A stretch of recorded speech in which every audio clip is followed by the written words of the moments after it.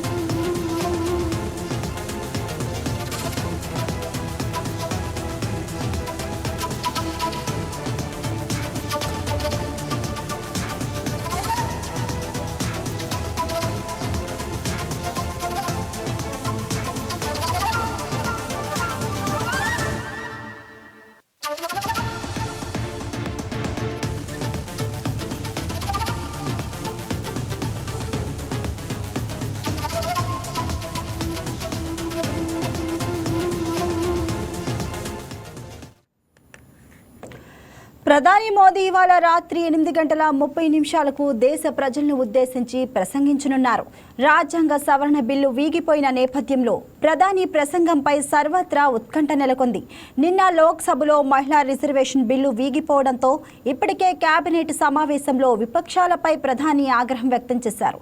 మహిళా బిల్లును వ్యతిరేకించి విపక్షాలు తప్పు చేశాయని, మహిళలకు ప్రతిపక్షాలు సమాధానం చెప్పాలి అన్నారు.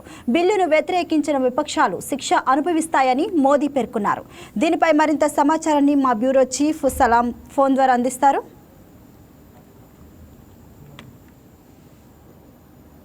సలాం. ఆఫ్టర్నూన్ పావని. సలాం, చెప్పండి. ఈరోజు అంటే ప్రధానమంత్రి నరేంద్ర మోడీ నేడు 8:30 గంటలకు ఢిల్లీ నుంచి జాతిని ఉద్దేశించి ప్రసంగించనున్నారు. అయితే ఈ నేపథ్యంలో ఏదైతే ప్రధానమంత్రి నరేంద్ర మోడీ ఈరోజు జాతిని ఉద్దేశించి ప్రసంగించే అంశంపై ప్రస్తుతం తీవ్రస్థాయిలో చర్చ సాగుతుందని చెప్పవచ్చు. నిన్న పార్లమెంటులో ఏదైతే రాజ్యాంగ సవరణ బిల్లు ఆమోదం పొందకపోవడం అటువంటి అంశంపై అంటే ఈ నేపథ్యంలో కాస్త విమర్శలు వినిపిస్తున్నటువంటి విషయము. అదేవిధంగా ఏదైతే రాజ్యాంగ సవరణ బిల్లును ఏ పార్టీలు అయితే వ్యతిరేకించాయో ఆ పార్టీలకు వ్యతిరేకంగా ఈరోజు ఎన్డీఏ సైతం నిరసన తెలిపినటువంటి పరిస్థితి. అయితే ఈరోజు కేంద్ర కేబినెట్ సమావేశాన్ని సైతము ప్రధానమంత్రి నరేంద్ర మోడీ అధ్యక్షతన నిర్వహించారు. ఈ సందర్భంగా నిన్న పార్లమెంట్లో జరిగినటువంటి అంశాలపై సుదీర్ఘంగా చర్చించడం కూడా జరిగింది.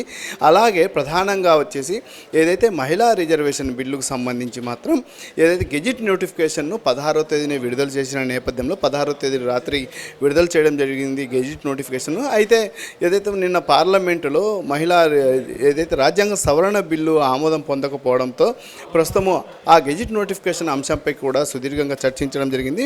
మరొక గుడ్ న్యూస్ అంటే ఏదైతే కేంద్ర కేబినెట్ సమావేశంలో మరొక గుడ్ న్యూస్ కూడా చెప్పవచ్చు. కేంద్ర ప్రభుత్వ ఉద్యోగులకు 2% డిఏ పెంపుకు ఆమోదం లభించినటువంటి పరిస్థితి. దీనికి సంబంధించినటువంటి అంటే గతంలో ఉన్నటువంటి 58% నుండి ఇప్పుడు డిఏను 60% పెంచుతూ కేంద్ర కేబినెట్ సమావేశంలో నిర్ణయం తీసుకోవడం జరిగింది. అయితే ఈ నేపథ్యంలో ప్రధానమంత్రి నరేంద్ర మోడీ నేడు రాత్రి 8:30 గంటలకు జాతిని ఉద్దేశించి ప్రసంగించడం అనేది మరో విశేషంగా మనం చెప్పుకోవచ్చు. ఎందుకంటే ఈ సందర్భంగా ఏదైతే మహిళా రిజర్వేషన్ బిల్లు ఆమోదం కాలేదనేటటువంటి అంశంపై ఇప్పటికే అంటే ఏదైతే ప్రధాన పార్టీల మధ్యన ఇప్పటికీ విమర్శలు జోరుగా సాగుతున్నటువంటి పరిస్థితి. కాంగ్రెస్ కానివ్వండి, బీజేపీ కానివ్వండి. బీజేపీ మాత్రం కాంగ్రెస్ పార్టీ ఈ మహిళా రిజర్వేషన్ బిల్లుకు వ్యతిరేకంగా వ్యవహరించిందని చెప్పేసి ఇప్పటికే విమర్శలు గుప్పించడం. అదేవిధంగా కాంగ్రెస్ పార్టీ కూడా డీలిమిటేషన్ బిల్లును మహిళా రిజర్వేషన్ బిల్లు చాటున డీలిమిటేషన్ బిల్లును ఏదైతే ఆమోదం పొందాలని చూశారు, మేము అందుకోసమే వ్యతిరేకంగా ఓటేశామని చెప్పేసి కాంగ్రెస్ చెప్తున్నటువంటి పరిస్థితి. అయితే ఈ నేపథ్యంలో ఎన్డీఏ అంటే అన్ని రాష్ట్రాలలో నిరసన తెలపాలి. ఏదైతే బిల్లుకు ఎవరైతే ఆమోదం తెలపలేదో వారి తీరుకు నిరసన తెలపాలని చెప్పేసి ఎన్డీఏ పిలుపునిచ్చిన నేపథ్యంలో ఇప్పటికే పలు చోట్ల నిరసన తెలుపుతున్నటువంటి పరిస్థితి ఉంది.